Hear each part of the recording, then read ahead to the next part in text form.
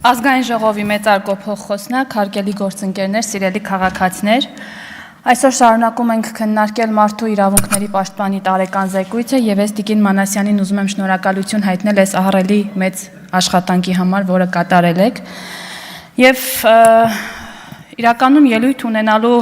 բացարձակ նպատակ չունեի, բայց արդեն մի քանի օր է մեր ընդդիմադիր գործընկերները, հատկապես կանայք, խոսում են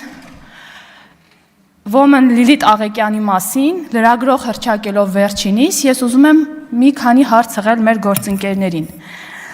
Հարգելի պարոնայք եւ տիկնայք, դուք երբևէ թերթել եք Տիկին Աղեկյանի Facebook-յան էջը։ Ես ուզում եմ ձեզ մի բան տեղեկացնել։ Այդ մարդու Facebook-յան էջը եթե թերթեք, ապա կտեսնեք, որ ավելի շատ իրավունքների պաշտպանության կարիք ունեն այն մարդիկ, ում ինքը իր կեղտոտ բառապաշարով ամենօրյա ռեժիմով անդրադառնում է, քան հիմա ինքը այդ ամեն ինչը ստանձնել եք դուք, այդ պարտավորությունը վերցրել եք ձեր ուսերին, բայց չգիտեմ, չեք տեսնում երևի կամ չեք ուզում տեսնել կամ ավելի շատ ձեզ ձեռնտու չէ տեսնել, թե ինչ է կատարվում այդ տիկնոջ Facebook-յան էջում։ Ես ձեզ խորհուրդ կտամ եւ կհորդորեմ անպայման գնալ եւ թերթել վերջինիս սոցիալական ցանցը եւ իրականում հասկանաք, թե ով եւ ում իրավունքներն են խաթարվել։ Տիկին Կյուրեղյան չեմ հասկանում ինչ եք ուզում հասկացնել ձեր ժեստերով տեղից, բայց այո, ես ձեզ խնդրում եւ հորդորում եմ մի հատ աչքի անցկացնել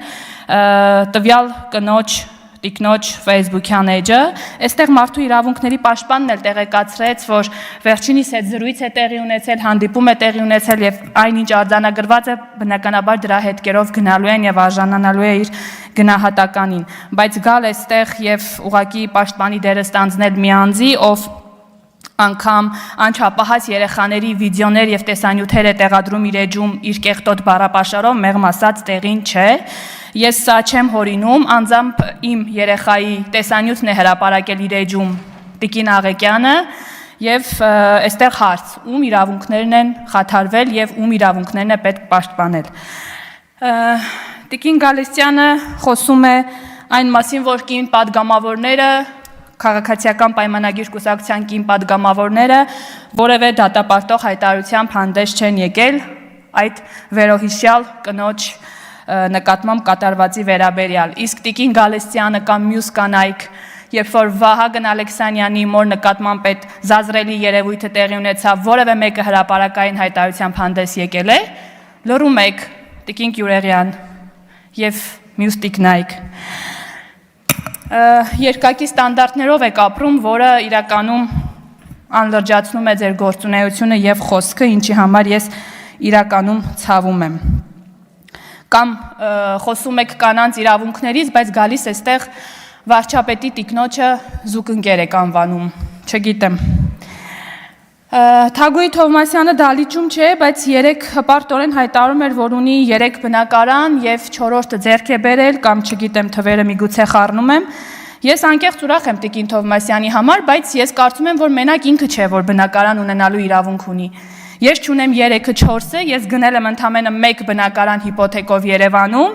բայց դա շատ սենսացիոն վերնագրով հայտնվել է նույն Տիկին Թովմասյանի ղեկավարած մամուլի էջերում, որպես, չգիտեմ, ինչ-որ կոռուպցիոն դրսևորում, Պալյանի ֆինանսական միջոցները շեշտակի աճել են վերտարությամբ։ Միթե միայն ընդդիմադիր падգամավորները եւ քաղաքական գործիչները ունեն բնակարան ունենալու իրավունք։ Մի հատ կողմնորոշվեք, հարգելի գործընկերներ։ Կամ արդյոք падգամավորի հարազատները իրավունք ունեն աշխատելու այս կամ այն պետական հիմնարկում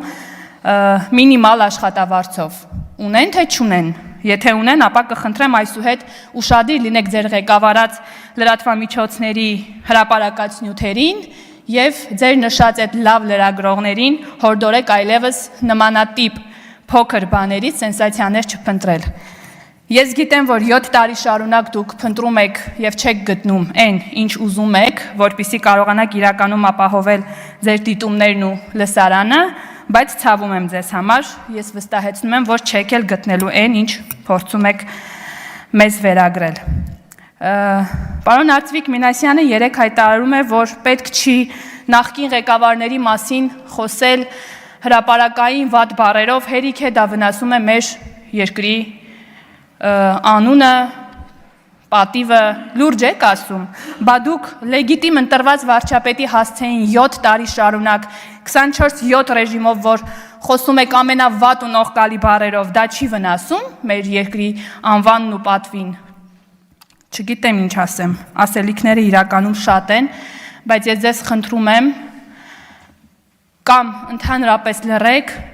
մի խոսեք, դրանով իսկ առաջին հերթին խայտարակում եք ձեզ, ոչնչացնում եք ձեր առանց էտել չեղած հեղինակությունը, կամ վերադարձեք կառուցողական դաշտ։ Շնորհակալ եմ։ Էլինար Վարդանյան։